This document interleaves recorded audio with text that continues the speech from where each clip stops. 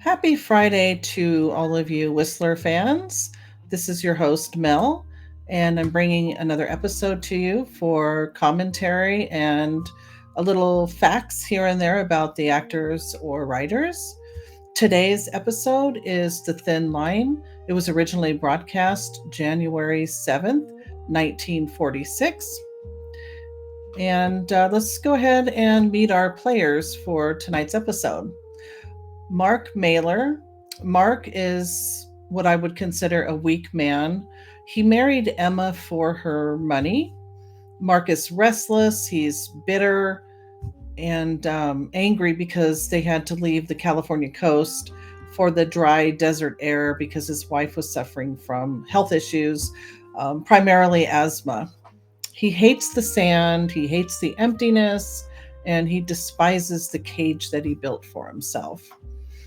And Emma Mailer, Mark's wife, she's wealthy and 57 years old. She was once beautiful, but now she's developed a sharpness about her and she's very shrewd. She knows her marriage is a transaction, companionship type of exchange for fortune after her death, but she suspects Mark's wandering eye, which she would be correct in that. And then we have Artise Mayo, Emma's companion for just about 5 months, not very long, but she's already stirring up plenty of trouble. She's young, she's beautiful, and dangerously persuasive. She's also having an affair with Mark. She's cold, she's calculating, just your perfect villain. But she's also pretty confident and she knows how to work Mark and twist him around her finger. And we have those three people. They're all bound together in a miserable desert house. There's love, money, and quite a lot of lies. And in the middle of it all, a man who doesn't realize he's standing on the very edge of a thin line. And just a fun fact for you guys, in these old thrillers, the desert often worked as a metaphor, like empty, suffocating, no place to hide. And it's no coincidence that Hollywood film noir loved deserts too. They actually had a name for it called desert noir. They weren't just settings, they were like a pressure cooker for human weakness. So, with that being said, let's go ahead and start the episode, The Thin Line.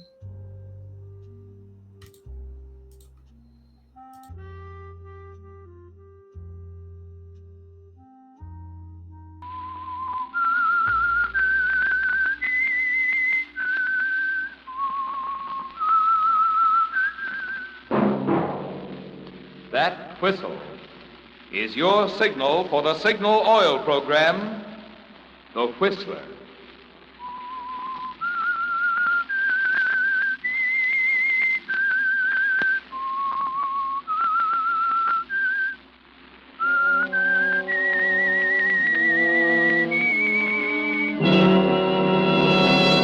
I am the Whistler, and I know many things, for I walk by night.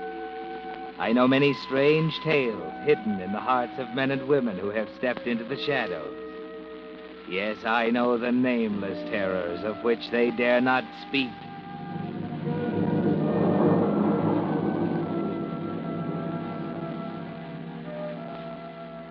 Yes, friends, it's time for the Signal Oil program, The Whistler.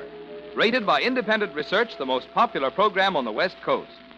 Remember, let every traffic signal remind you, with new Signal gasoline, you do go farther than ever. Look for the familiar big yellow and black circle sign that identifies those popular Signal service stations in 7 western states from Canada to Mexico. And now, the Whistler's strange story, The Thin Line.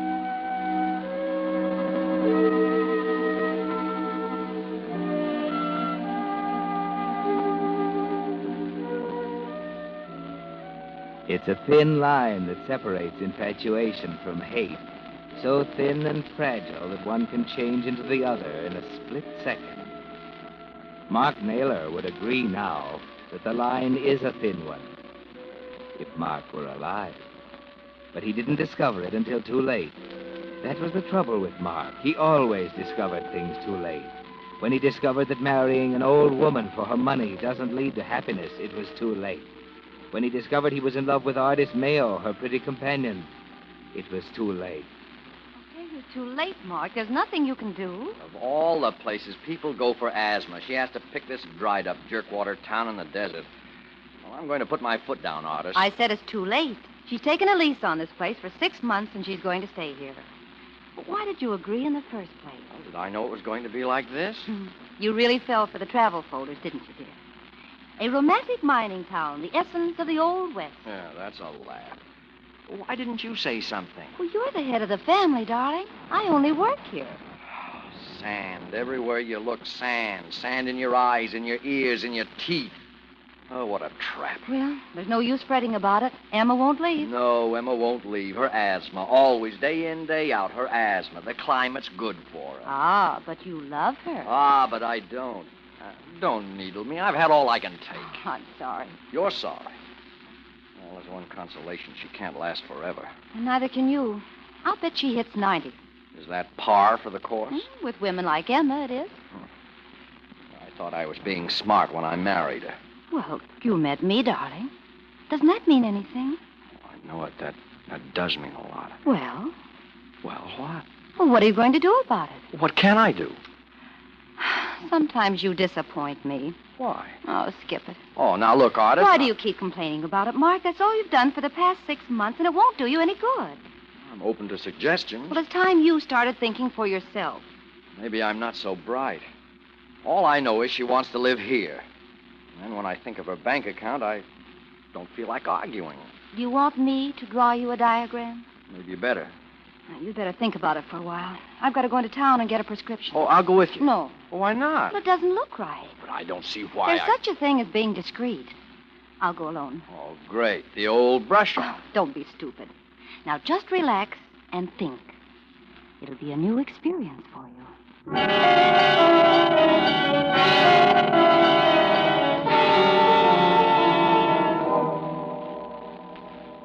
Artise has given you something to think about, hasn't she, Mark? That's the way Artise is, always suggesting, never coming right out with a flat statement. And there's something about her that makes you listen. Maybe it's the way she handles those foreign-looking eyes. Maybe it's the way she walks, the graceful, capable way she does everything. Maybe it's just because she's Artise Mayo and she can twist you around her little finger. She is beautiful, isn't she? Maybe that's it. She's such a complete opposite of Emma, your wife. That you, Mark? Yeah, it's me. Where have you been? Out riding?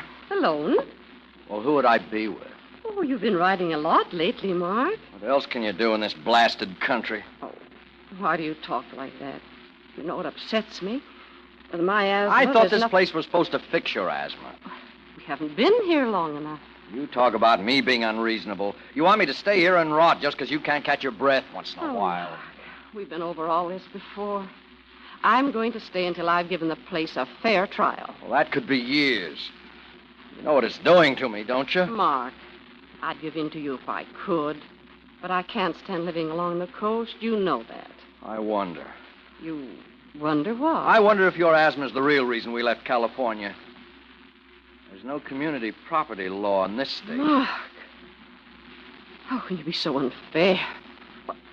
I'm ill. I am, too. I'm sick of this place. And sick of me. No, I didn't say that. But you think it, don't you, Mark? Now, what are you trying to do? Put words in my mouth? Mark, when we were married, I realized that it wasn't a normal thing to do.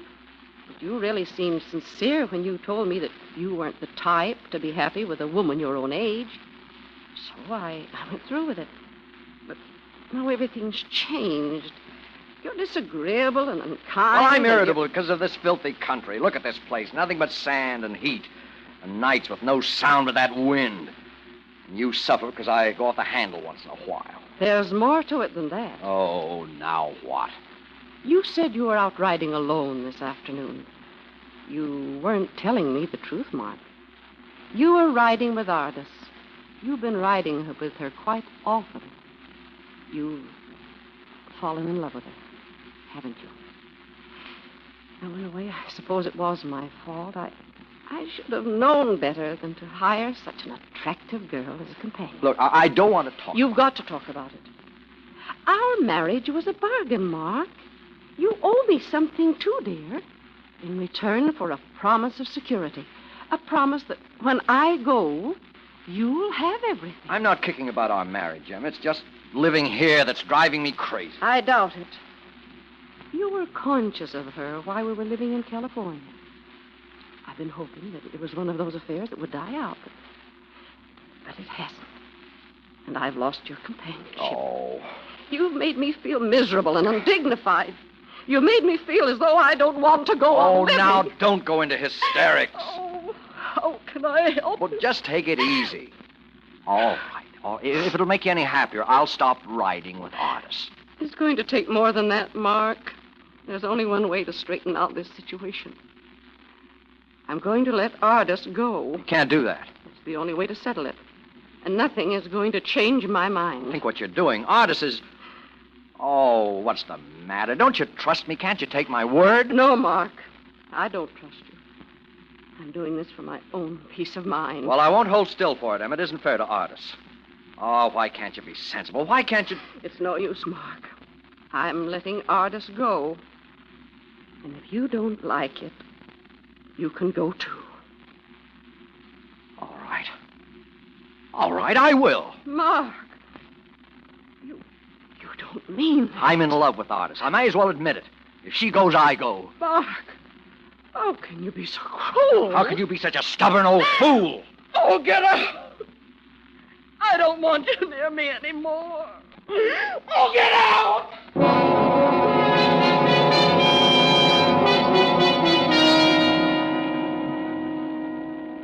Well, Mark, that does it. It's over now. The 2 years of your life you've gambled are wasted.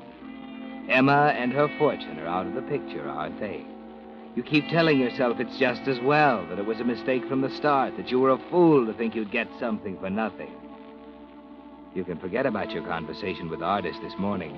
There's no need for that now. At least you're free. There'll be an efficient Nevada divorce, then you and Artise can forget it.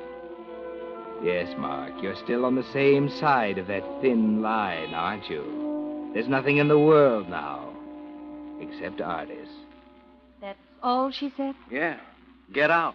Period. Well, what are you going to do? Why, get out. What do you think? Well, it seems rather foolish. You think she'll give you a divorce? Of course. Why not? You don't know her. Listen, Mark, she'll hang around your neck until the day she dies. Wait a minute, Artise. Don't argue with me, Mark. I know her like a book. Look, if you're talking about the money, I don't care. Well, I do.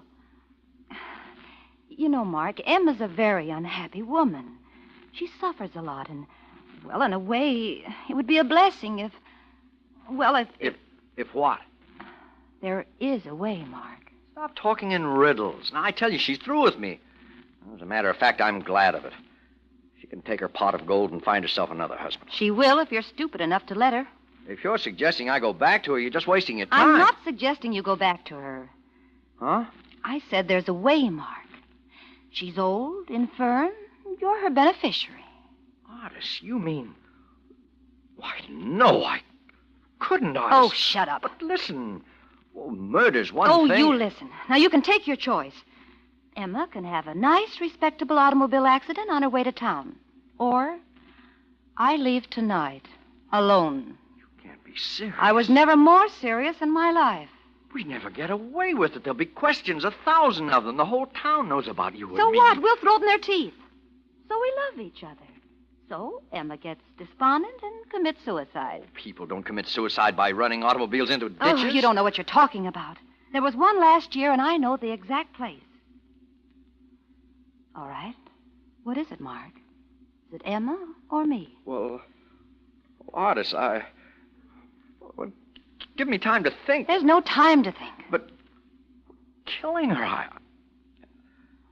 All right. Goodbye, Mark.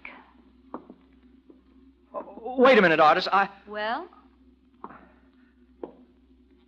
All right. Good. When? Tonight.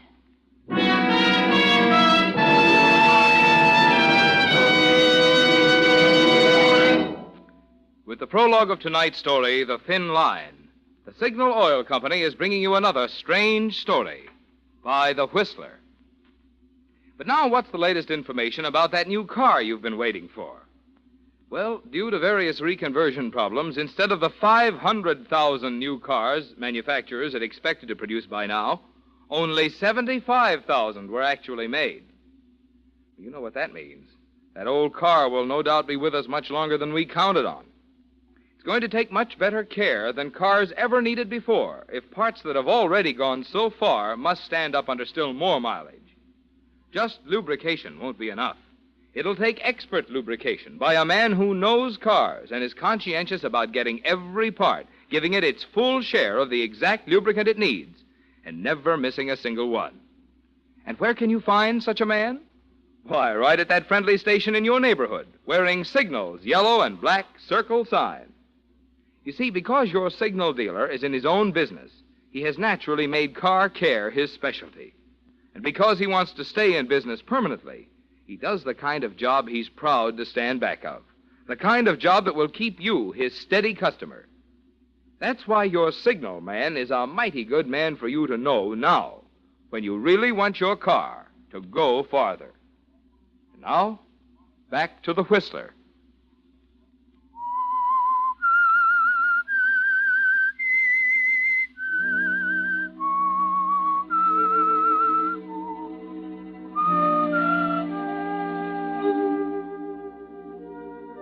Well, Mark, the combination was too much for you.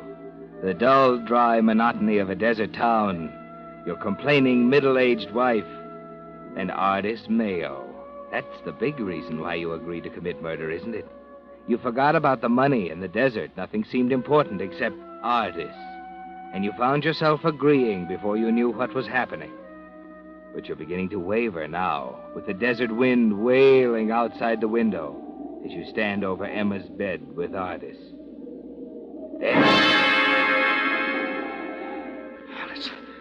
It's over. Listen to her heart. Yeah. She's alive, still beating. Well, let's get her out of here before she comes to. Wait a minute, Artise. No, we're not going to get away with this. They'll catch up with us. I tell you. Oh, shut up, Mark. I know It's too they'll late catch up now. with us. Get a can't, hold Artise. of yourself. Can't. You are going through with this. Do you hear me? Come on now, help me. Oh, all right, Artise.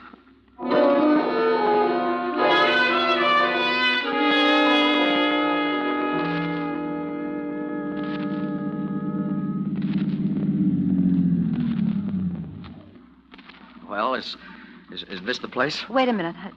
Yes, it's a 100-foot drop over that bank. Come on, get out. All right.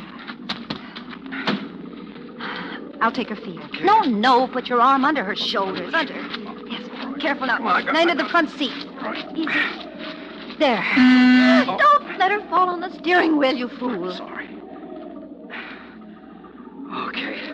Now what? Fingerprints. Give me your handkerchief. Oh, here. There. Takes care of the steering wheel. Now, clamp her hands on the wheel in the driving position, so it'll be her fingerprints in case anyone should get snoopy. Hands are cold. Okay. All right, now put it in gear, start it rolling and jump.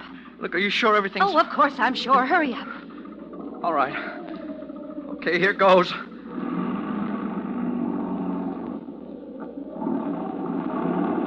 All right, jump.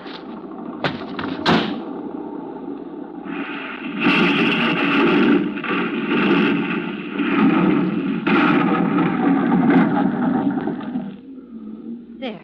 That ought to do it. Come on. Well, what do you mean? We're going down to check up.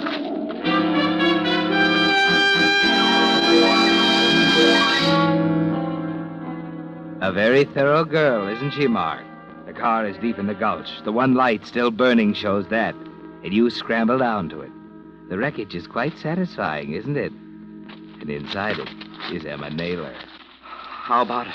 She's dead, all right. It's quiet down here, isn't it? Don't have that blasted wind whipping around. Let's go back. Where? To the house to phone into town and inquire about Emma. She's been gone a long time, and we're worried about her. Then we come back here and we find her. We find her. Why not let them find her? With the ground full of our footprints up on the road and all around the car? Oh, no, Mark. We do the finding. Never thought about that.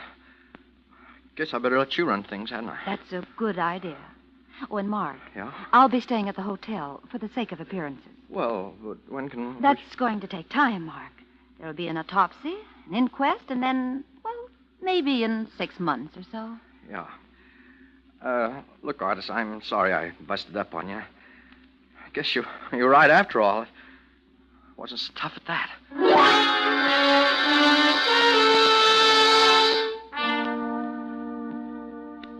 You're all set, aren't you, Mark? You've decided all your nervousness was imagination.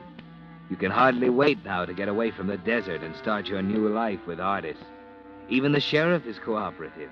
He seems to feel genuinely sympathetic, and he's very quick to explain that the questions are merely for the record. You know how it is, Mr. Naylor, just routine. Sure, I know. I'll tell you everything I possibly can. How old was Mrs. Naylor? 57. I believe you said she came here for her health. That's right. How long had you and Mrs. Naylor been married? Oh, 11 months. Did you know her very long before that? About a year. Year. How'd you happen to meet Mrs. Naylor? Well, I was selling burial plots, and she was one of my prospects. You didn't continue with that line of business, did you, Mr. Naylor? Well, no. After we were married, my wife wanted me to devote all my time to her. I see. Now, Miss Mayo, how Yes? long were you in Mrs. Naylor's employ? Oh, it must have been about 5 months. You were working for her before she came here, then? Yes. Have you always done this line of work, Miss Naylor? Oh, I've done it for quite a while. How many other people did you work for before you were employed by Mrs. Naylor? Oh, there were several. Are you married, Miss Mayo? No, I'm not. Have you ever been married? Yes, I'm a widow. Well, I guess that'll do for now, folks. Well, you'll probably think up something else for us later on. Yeah. You'll probably be finding me quite a pest. But you know how it is. Oh, sure. We know how it is. Well, I better be getting back to town. I'll see you later, folks. Goodbye. You never told me you'd been married. Never occurred to me to tell you. Well, I thought I knew everything about you. This is a new slant. Oh, you're not going to pout about it, are you? You never told me you were a tombstone salesman. I sold burial plots. What an intriguing way for Emma to meet her future widower. Don't kid about it. I'm in no mood for Oh, jokes. stop fretting, Mark. Everything is going beautifully.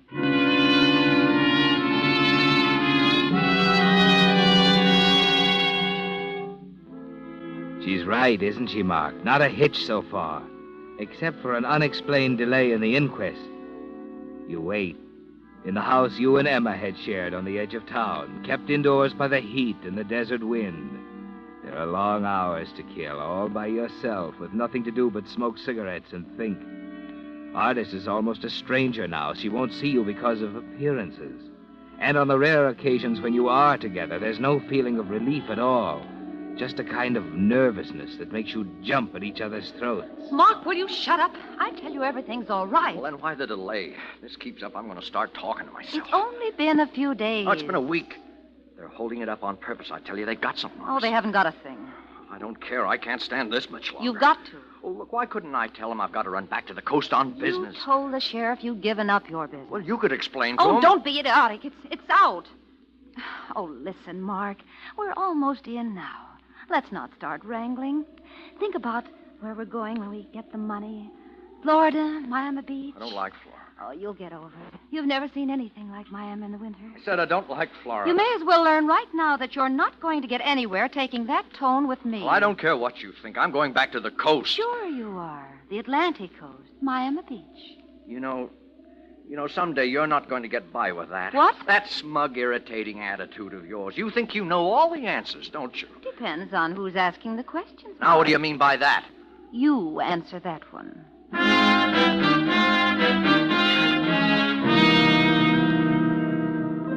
Yes, Mark, the line that divides infatuation from hatred is a fine one. And you don't realize you just crossed it.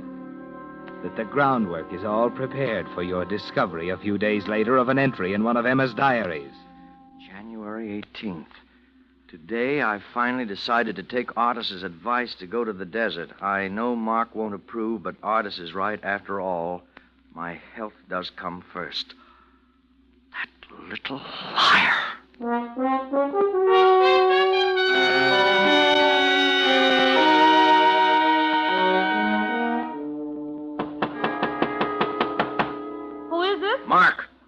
lock the door down. Just a minute. What's the matter with you? I told you not to come here. Close the door. Now, wait a I minute. said close the door. Now go on, sit down. I want to talk to you. Why are you looking at me like that? Go on, sit down. All right, since you're an expert on questions and answers, how about this one? Whose idea was it coming to the desert, yours or Emma's? What's that got to Shut do up. with... It has everything to do with it. It means you had the whole works planned before we left California. You figured me for a sucker, didn't you, Artise? Yeah, you had the whole picture.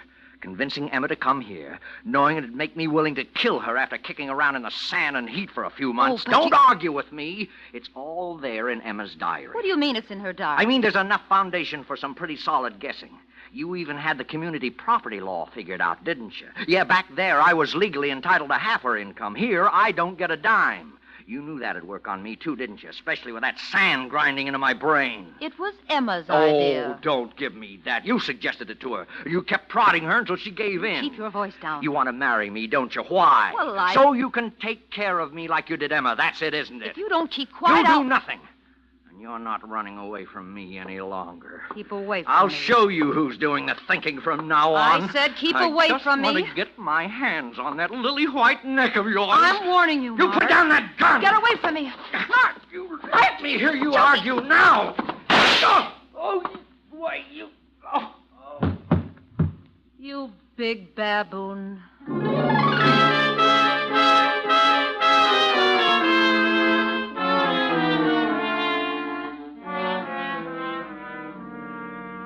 So it didn't work out, did it, Mark? The thing got a little too complicated for you. You were never cut out for murder. You knew it from the first. And now that it's over, even the sheriff is convinced that you'd be the last person in the world who'd ever think of killing anyone. But I'm telling you the truth, Sheriff. I shot him in self-defense. Yes, he came into my room in a rage, and he tried to kill me. Now, wait a minute, Miss Mayo. You're not trying to tell me that a spineless little guy like Mark Oh, Naylor... but you don't know him. Don't tell me I don't know him. Why, he'd pass out at the mention of murder. And you're trying to tell me he walked right up to you and tried to kill you with his bare hands while you held a gun on him without any reason? He had a reason. What? Well, I don't know what it was, but... Oh, you don't know what it was, but you're sure he had one. I guess that'll be all, Miss Mayo. But, Sheriff, I said that'll be all. You can save the rest for your trial in court. I'm holding you for the murder of Mark Naylor.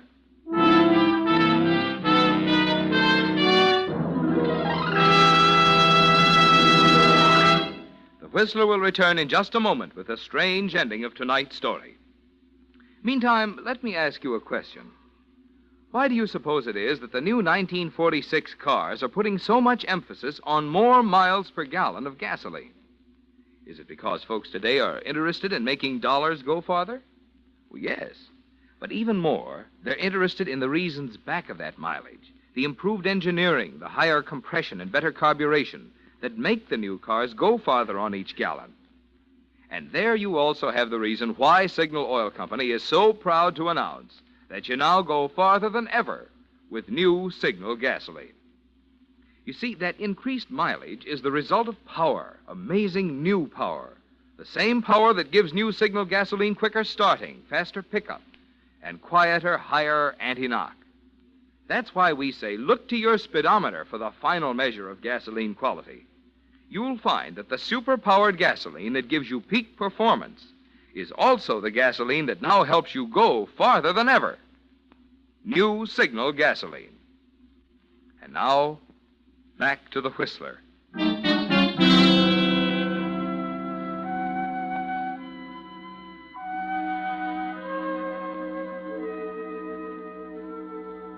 Yes, Mark, you crossed the thin line. And once across it, everything fell to pieces. You didn't realize until the last moment, until the instant between the blinding flash of the gun and the plunge into blackness, how much you hated Artise. How far to the other side of the line the murder of Emma Naylor had thrust you. And it was all so unnecessary, Mark. If you'd only read further in Emma's diary, particularly the last entry. But, Mr. Coroner, I don't understand how a woman in Mrs. Naylor's condition could go riding in an automobile. Frankly, Sheriff, I think she was capable of almost anything. There's no arguing with the results of the autopsy, and of course the entry in her diary is conclusive. Well, That's good enough for me. Enter the verdict in the record, clerk. Death by suicide from a self-administered dose of ammonol taken in a fit of despondency after being deserted by Mark Naylor, her husband. That's all, sir? Yeah, that's all. The case of the death of Emma Naylor is closed.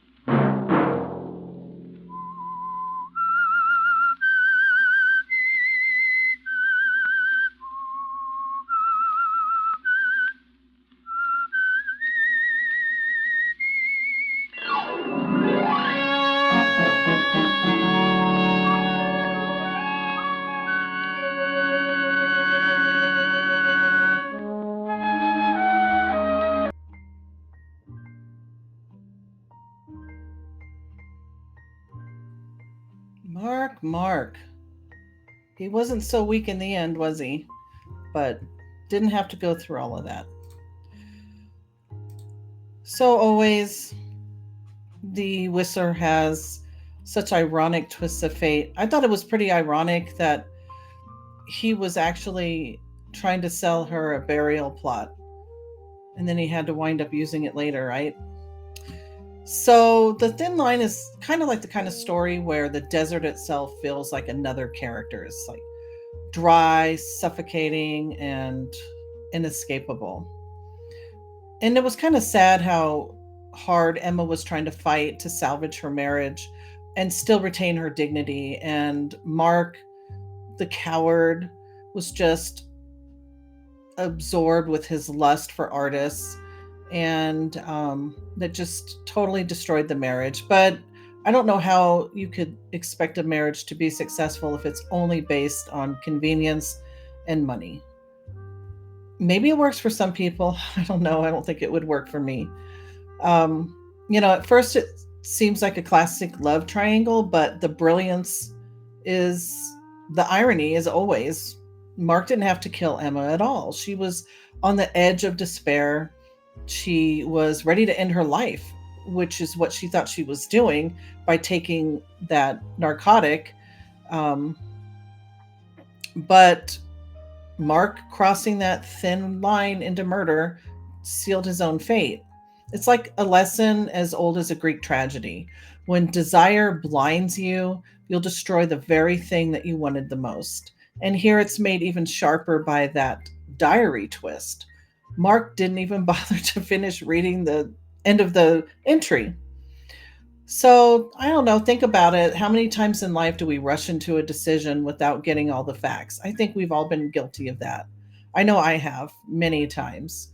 Maybe obviously not a murder level, not murder level stakes, but still, I think you guys know what I mean by that. And Mark's tragedy is a reminder that sometimes patience, just finishing that, next page might save you from total disaster. I don't know the actors in this episode. It wasn't mentioned, so I can't really get into who they were. But I'll give you some information about the writer, Buckley Angel.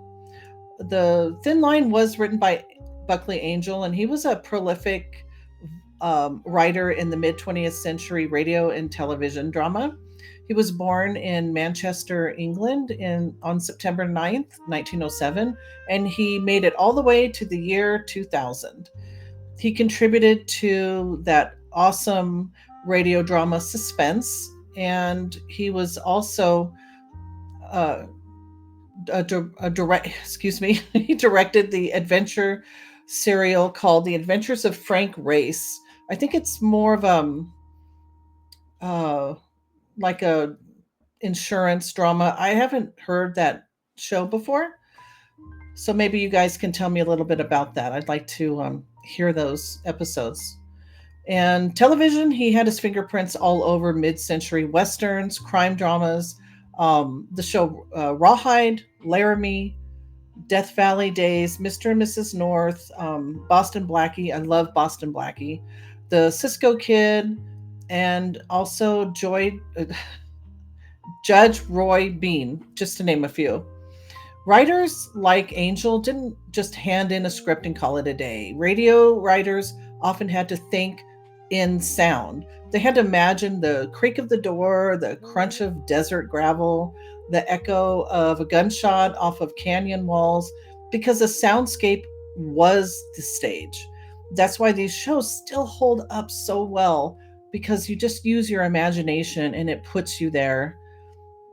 And let's figure out what was happening January 7th, 1946, when the Thin Line aired. America was just beginning the long road from war to peace. Soldiers were coming home in droves. They were starting families and using the GI Bill to go to college or buy homes. Strikes and shortages dominated the headlines. Steelworkers, auto workers, miners demanded higher wages as the inflation threatened to erode their wartime savings. The Cold War was stirring. Only days later, the very first session of the United Nations would meet in London, while Americans watched Soviet moves in Europe with growing suspicion. And on the home front, people were hungry just to be normal. Crowded theaters, filling dance halls, and turning up the radio at night for shows just like The Whistler. And I can imagine how that would be. It was so horrific for those few years, and just to get a taste of normalcy, I can only imagine. So just close your eyes and imagine how it would be. You finished your supper, it's 1946. Maybe you've picked up the evening paper. Headline is mentioning the steel strikes or Truman's new policies. You settle into your chair, you twist that radio dial, and then the eerie whistle and voice of the whistler just cuts through the room, drawing you with this episode into the desert, into the lives of Mark, Emma, and Artise, and into a chilling reminder that sometimes the scariest betrayals out there are not outside of the world, but inside your own home. If your grandparents or great grandparents were alive then, this may have been exactly how they spent their nights, huddled around the radio, hearing this very story for the first time. And that wraps up tonight's journey across the thin line of love, betrayal, and consequence. This is Mel, and like the Whistler, I know many things, and I'll be there to share the next one with you next week. Take care, you guys, and I love your feedback and comments. It helps me on how I should do the show. And on that note, I will sign off.